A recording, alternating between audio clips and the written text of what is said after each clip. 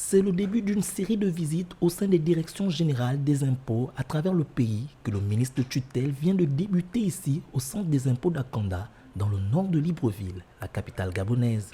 Inauguré le 7 juin dernier, ce nouveau centre des impôts a démontré sa performance avec une réserve financière consistante dont la forte somme avait du mal à être versée au trésor public. Une situation que le ministre de tutelle est venu régler illico presto. Ce centre a une réserve financière de plus d'1 milliard qui ne pouvait pas être versée au trésor en raison de quelques incompréhensions entre les services. Nous voulions que cet argent aille au trésor, cet argent va aller au trésor, on va verser aujourd'hui plus d'1 milliard émanant de ce centre et qui démontre la performance du centre d'Akanda, qui est un centre qui est jeune. La visite inopinée du chef du département économie a permis de se rendre compte de l'absence au poste de plusieurs agents.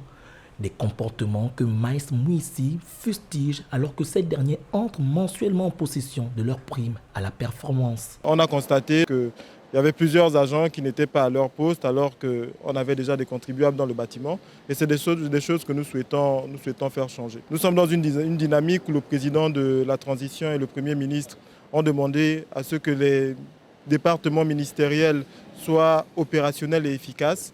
Et nous sommes en mouvement pour faire en sorte que ça le soit. Des insuffisances, il y en a ici, mais Maïs Mouissi s'engage à les solutionner au plus vite. Nous allons travailler pour voir comment on peut arriver à mieux équiper, mieux doter les services des impôts en véhicules de façon à ce que les brigades mobiles puissent faire leur travail dans de bonnes conditions. Cette initiative du ministre de l'économie s'inscrit dans le cadre d'une approche collaborative pour garantir les attentes du gouvernement de transition et la prise en compte des intérêts du personnel dans la prise de décision au sommet de l'État.